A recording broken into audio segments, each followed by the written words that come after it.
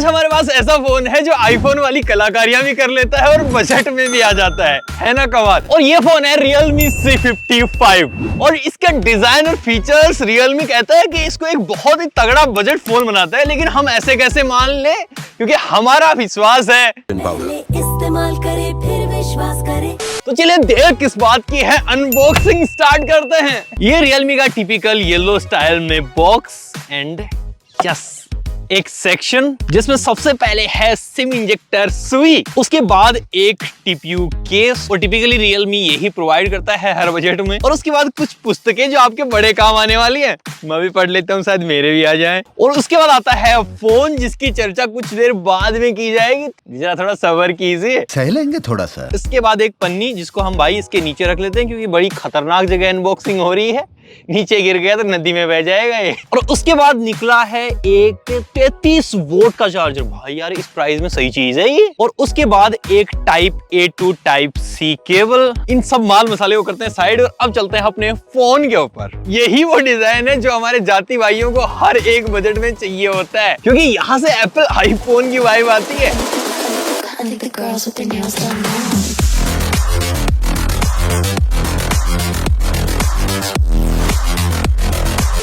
बाकी 6.72 इंचेस का एक IPS LCD पैनल है। ये 90 हर्ट्ज की हायर रिफ्रेश रेट को सपोर्ट करता है। इसके ऑलमोस्ट सिमेट्रिकल बेजल्स हैं, इतने बड़े बेजल्स नहीं मिलते हैं। 11,000 के फोन में यूजुअली आपको बड़े बेजल्स मिलते हैं, लेकिन यहाँ पे एक बड़ा स्क्रीन और कम बेजल्स होने की वजह से एक अच्छा एक्सपीरियंस, प्रीमियम एक्सपीरियंस निकल के आता है। बाकी इसका 90 हर्ट्ज बिल्कुल नाम का ही लगा हमें, वो एफिशिएंसी नहीं निकल के आती जितना आप 90 हर्ट्ज से एक्सपेक्ट करोगे। मतलब एक स्मूथनेस तो ऐड होनी चाहिए थी, लेकिन इसमें थोड़ी सी वो कमी है। बाकी जिस वजह से फोन सबसे ज्यादा बिक रहा है वो है इसका मिनी कैप्सूल। इसमें एक पंच होल मिलता है, वो आपको फोन ऑन करते ही दिखेगा, लेकिन इसमें फीचर है मिनी कैप्सूल। चार्जिंग करते हुए जब आप, तो आपको यहाँ पे बिल्कुल डायनेमिक आइलैंड बनता हुआ दिखता है, और ये बहुत ही ज्यादा कॉपीड भी लगता है, बट स्टिल जिस प्राइस रेंज में आता है वहां पे प्रीमियमनेस ही ऐड करेगा। मतलब कम दाम में थोड़ी सी अच्छी चीज चिपका के रिझाने की पूरी कोशिश। और इस डिस्प्ले को टेस्ट करने के लिए हमने बहुत सारे कंटेंट इसके ऊपर प्ले करे हैं। बाकी इसके अंदर है 680 MX निट्स ब्राइटनेस, और ये मैं बिल्कुल धूप के सामने खड़ा हूं और यहाँ भी डिस्प्ले विजिबल है।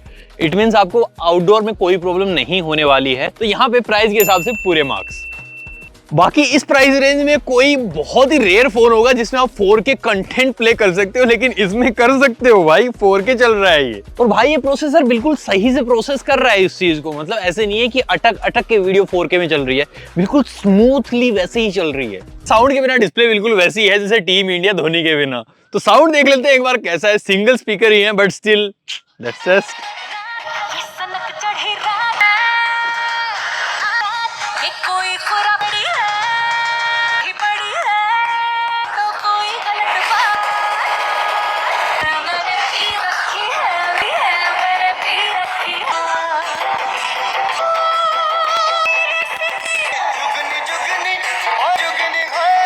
बाकी कैमरा में DSLR कैमरा रेंज जितने बड़े बड़े 2 कैमरास दिए गए हैं इसमें, ये दिखने में इतने बड़े बड़े हैं, बाकी लेंसेज बिल्कुल छोटे छोटे हैं। 64 मेगापिक्सल का प्राइमरी सेंसर है, ये प्राइस के हिसाब से मुझे काफी सही लगा, एटलीस्ट नंबर्स में। दूसरा है 2 मेगापिक्सल का depth sensor, again there is no work, एक प्राइमरी काम आने वाला है। बाकी इसके अंदर है 1080p 30 fps में फ्रंट एंड 1080p 30 fps में ही बैक में रिकॉर्डिंग। और अगर 4K में रिकॉर्डिंग चाहिए तो जेब ढीली करनी पड़ेगी। मेरी जान। बाकी फ्रंट साइड में है 8 मेगापिक्सल का सेल्फी कैमरा, और ये डे लाइट में काफी अच्छी फोटोज ले लेता है। जितना हमने टेस्ट करा है उस हिसाब से तो डेफिनेटली इसको इस प्राइस रेंज में एक अच्छा कैमरा वाला फोन बोला जा सकता है, चाहे सेल्फी हो चाहे बैक कैमरा हो। हाँ, वीडियोस में और ज्यादा इंप्रूवमेंट हो सकता था, लेकिन फोटोज में स्किन, कलर टोन, सारी चीजें बिल्कुल मैनेजेबल है। इवन हमने पोर्ट्रेट्स भी ट्राई करे, 64 मेगापिक्सल के मेन सेंसर से भी ट्राई किया। यहाँ भी डिटेल इनफ है, सॉफ्टवेयर प्रोसेसिंग बिल्कुल सही है। हाँ, पोर्ट्रेट फोटोज में थोड़ा सा लैग जरूर मिलेगा, शटर लैग, लेकिन वो मैनेजेबल है प्राइस के हिसाब से। बाकी आपको इसकी फोटोज कैसी लगी नीचे कमेंट बॉक्स में जल्दी से बताओ। बाकी ताकत के नाम पे इसमें मिलता है MediaTek Helio G88, और ये एक 12 नैनोमीटर आर्किटेक्चर में बना हुआ प्रोसेसर है। तो मतलब बैटरी एफिशिएंट तो बिल्कुल भी नहीं है, और कई बार हमने नॉर्मल टास्क में भी इसको हैंग होते हुए देखा है।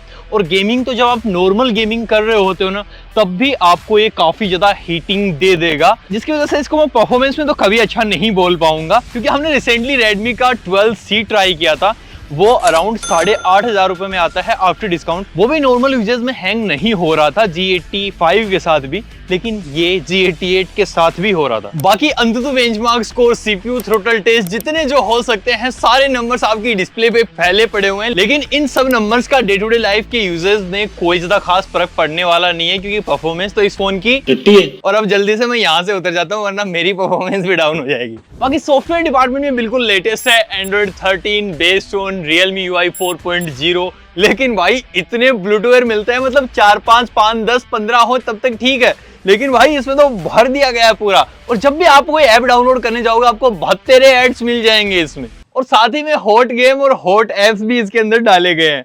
फोन इतना हॉट बना दिया काफी नहीं था। और ये सब देख के मैं हमेशा बोलता हूँ कि हाँ ठीक है, जिस प्राइस रेंज में आ रहा है वहां पे कॉस्ट को जस्टिफाई करने के लिए चीजें करनी पड़ती हैं, लेकिन इतना गलत कैसे हो सकता है भाई। बाकी बैटरी डिपार्टमेंट में सब कुछ सॉर्टेड है। इसका 5000 mAh की बैटरी है, 33 वोल्ट की फास्ट चार्जिंग है, और वो भी बॉक्स में मिल जाता है। बाकी सॉफ्टवेयर ऑप्टिमाइजेशन भी बिल्कुल बढ़िया है। आपका एक दिन कहीं नहीं जाने वाला है, बिल्कुल सुबह निकलो और शाम को चार्ज लगाओ या फिर दूसरे दिन लगाओ। और जिस प्राइस रेंज में आता है उस हिसाब से तो कुछ ज्यादा ही बढ़िया है, वरना 20,000 में भी कई ब्रांड तो बिल्कुल 10 वोट या फिर 18 वोट चिपका देते हैं भाई। तो दरअसल यार यही है Realme C55। अगर इसका एक कंपेरिजन समरी बनाऊं तो बेसिकली ये फोन कई डिपार्टमेंट में बहुत ही ज्यादा अच्छा है, और कई डिपार्टमेंट में इतना गंदा है कि इसको रेकमेंड भी नहीं किया जा सकता। जैसे इसका मिनी कैप्सूल, 5000 mAh, 33 वोल्ट की फास्ट चार्जिंग, इसका कैमरा, इसका डिजाइन, ये सारी चीजें जो है वो इसका एक मेन हाईलाइट पॉइंट है, इवन डिस्प्ले भी। लेकिन वही परफॉर्मेंस और सॉफ्टवेयर डिपार्टमेंट को देखोगे तो वो इतना ज्यादा अच्छा नहीं है, सॉफ्टवेयर एड्स की वजह से और ब्लूटूथ की वजह से। लेकिन अगर आपका हैवी यूजर्स नहीं है तो ये फोन आपके लिए बिल्कुल मोस्ट रिकमेंडेड हो सकता है।